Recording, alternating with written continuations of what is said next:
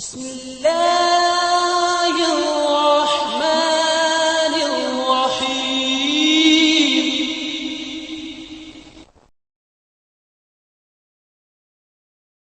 حضرت ابو ہریرہ رضی اللہ عنہ سے روایت ہے، وہ بیان کرتے ہیں رسول اللہ صلی اللہ علیہ وآلہ وسلم نے فرمایا، جب کسی شخص کی موت قریب ہوتی ہے تو فرشتے اس کے قریب آتے ہیں۔ اگر فوت ہونے والا شخص صالح انسان ہے تو فرشتے کہتے ہیں، اے پاک روح جو پاک جسم میں تھی، باہر آ جا، تو قابل تعریف ہے، اللہ کی رحمت اور اس کے عطیات اور ناراض ہونے والے پروردگار سے خوش ہو جا۔ مسلسل اس کو یہ کلمات کہے جاتے ہیں یہاں تک کہ روح جسم سے باہر آ جاتی ہے۔ بعض ازاں روح کو آسمان کی جانب لے جایا جاتا ہے، اس کے لیے آسمان کا دروازہ کھول دیا جاتا ہے، دریافت کیا جاتا ہے کہ یہ کون روح ہے؟ فرشتے بتاتے ہیں فلاں ہے۔ کہا جاتا ہے کہ پاکیزہ روح کے لیے خوش آمدید، جو پاک جسم میں رہی، داخل ہو جا، تو تعریف کے لائق ہے اور تو اللہ کی رحمت، اس کے عطیات اور ایسے پروردگار سے ملاقات کے لیے خوش ہو جا جو تجھ پر ناراض نہیں۔ اس کو مسلسل یہی کلمات کہے جاتے ہیں یہاں تک کہ روح اس آسمان تک پہنچ جاتی ہے جس میں اللہ تعالیٰ ہیں۔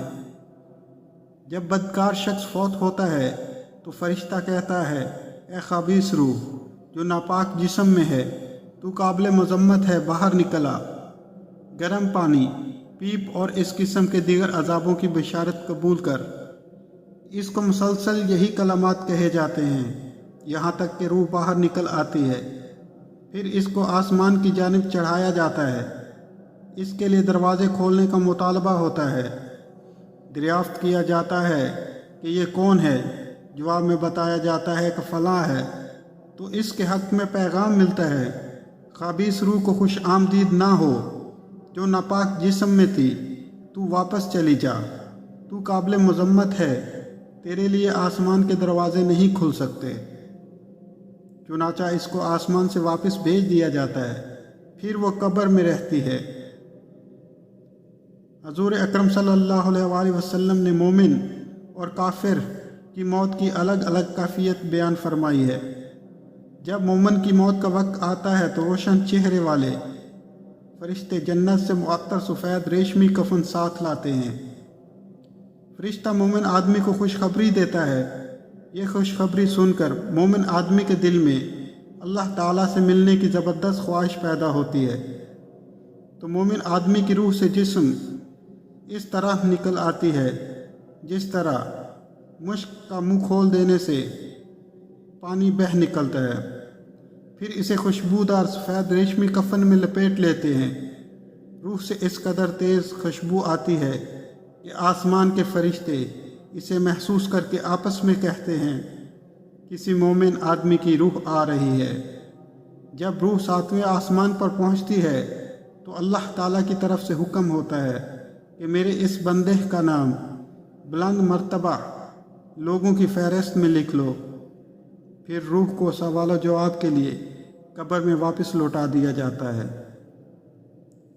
جب کافر گناہ گار کی موت آتی ہے تو روح قبض کرنے والے انتہائی خوفناک سیاہ چہرے والے فرشتے ٹاٹ کا بدبودار کفن ساتھ لاتے ہیں اور اسے کہتے ہیں کہ اے خبیث روح، تجھے اللہ کے غضب اور جہنم کی بشارت ہو۔ وہ روح خوف اور ڈر کی وجہ سے جسم سے نکلنا نہیں چاہتی۔ فرشتے اسے اس طرح کھینچ کر نکالتے ہیں جس طرح کانٹے دار لوہے کی سلاخ گیلی اون سے کھینچ کر نکالی جاتی ہے۔ اس وقت روح سے اس قدر غلیظ بو آتی ہے جس طرح کسی گڑے سڑے مردار سے آتی ہے۔ جب یہ پچھلے آسمان پر پہنچتی ہے تو اسے پہلے آسمان سے نیچے پٹخ دیا جاتا ہے۔